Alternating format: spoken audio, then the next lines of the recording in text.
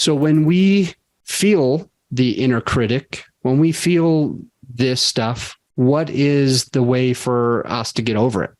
Yeah, that's tough. For me, there's no getting over it. That's interesting. It's always going to be there, but I put a practice around it to allow myself the opportunity to be brave. For me, it's perfectionism. It's hard for me to let something go into the world because I see all the errors and I will just stay. Plus, I really like working on little problems and I like to put my head in the sand. So perfectionism for me was really tough. And podcasting is particularly hard because there's so many things to obsess about. You know, there's the subject matter, the content, there's the tone of my voice, there's the actual texture of the sound through the hardware that I'm using. There's the million different ways you can edit the sound. There's the music beds you can put underneath. There's so much. There's the liner notes. There's the pictures. I used to do all these like cool pinup posters for each episode. I mean, there's a million different ways. And I would get totally hung up and I would have like 7 episodes in the can. And I'm just like, yeah, it's not ready. And it was brutal. And it was making me want to quit because I was like, dude, this is too much. It's overwhelming. I swear that the listener feels that now, or definitely has felt that way.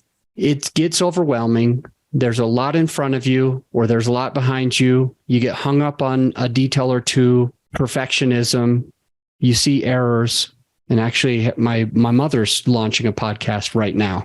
Nice. And we're working with her. She hired our company. So I've been spending a lot more time talking to my mom. Now, we've always had a great relationship, but we might talk, once every couple of months. And lately, we've been talking twice a week. And I think that the perfectionism is something that she has felt because she had been in the corporate world for a long, long time. And as she's doing this entrepreneurship thing, she wants it to be great. Her presentations at work were fantastic, and she wants this to be fantastic. And one thing that we have been talking about and working through is that it's okay to have errors. It's okay to put out an error that, just have your heart behind it. And it seems like you would agree.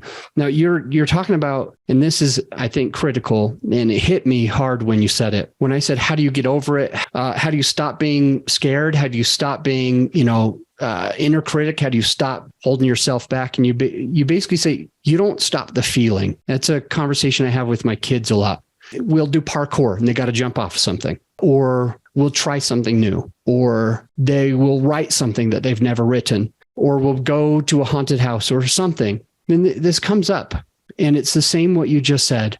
They try to say, how Dad, do I not be afraid to do this? And I tell them basically what you said. It's not about the being afraid or not. You're going to be afraid. It's going to feel uneasy. But the difference is that you do it anyway. You don't let that hold you back. And it seems like that's what you're saying. And that thing that's helped my kids, I think, can help us as podcasters. What else do you have around that you think would be valuable for the listener right now? I totally agree. And that's the definition of bravery, is being afraid and then doing it anyway. So you have the fear, but you also have a new thing that's emerged into your body, which is bravery that only comes about because of the fear. So that's an important thing for me, because a part of my life is creating practices around feelings that I want to encourage in my life. And being brave is a big one, because that's where, as an entrepreneur, that's where you get paid. You have to be brave, and it is scary. You realize that perfectionism is an emotion that arises in your body and that comes out with work, which is kind of cool, because perfectionism can bring out the most in you. It's not a bad thing, but the definition of perfectionism, particularly as it's inhibiting your work, is that those two things go hand in hand. So I want perfectionism to arise because it brings the best out of me, but I also want to be brave, which allows me to actually publish the work and get it out. So for me, I had to create a practice. And the practice was Ryan, you're going to put this out. You're going to do the best you can, but you're going to realize that it's going to be a little bit clumsy. It's not going to be as perfect as it could possibly be, but you're going to let it go and you're not going to judge it until your 100th episode.